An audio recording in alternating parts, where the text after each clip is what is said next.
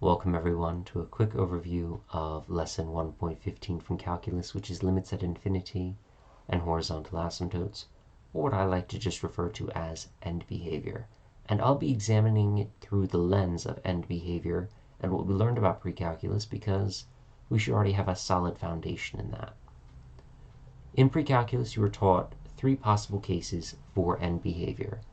Either the numerator is growing faster than the denominator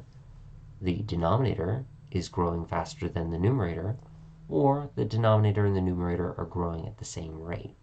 And those three cases have three possibilities.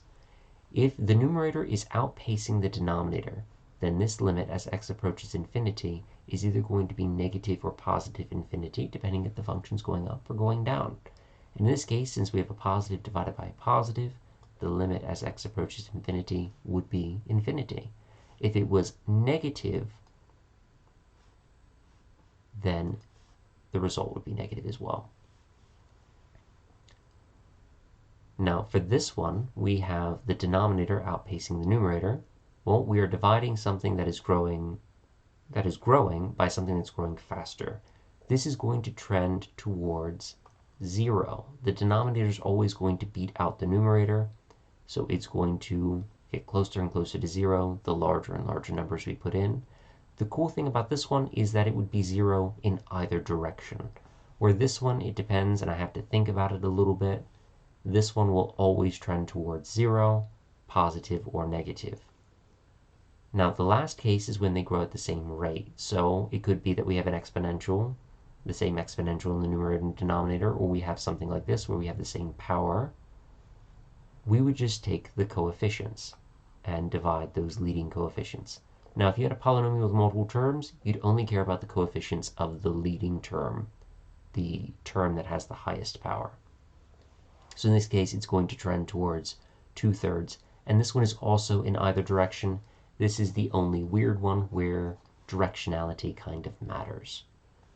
And these are just the baseline cases. There are a couple of weird things happening. We'll talk about these in a little bit, but let's practice with e to the negative x.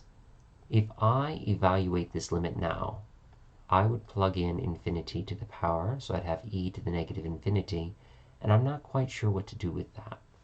But if I use my exponent properties, I can rewrite this as 1 over e to the infinity, which means that I have something like this case here, where the numerator is growing, well, it's not even growing, but the denominator is growing quite fast. So this is going to track towards 0. In this case here, I'm not quite sure what's going on, right? It looks like the numerator may be growing faster than the denominator, but then we have that square root. Let's simplify and see what happens. So this is equivalent to 3 to the x cubed over x cubed. So you may be thinking, well, this is going to head towards 3. And you would be right in this case. Positive infinity is quite nice to us, and it is just 3. But there is a little bit of weirdness that happens with negative infinity. If we take the same thing, you would say that this reduces to 3 to the x cubed over x cubed.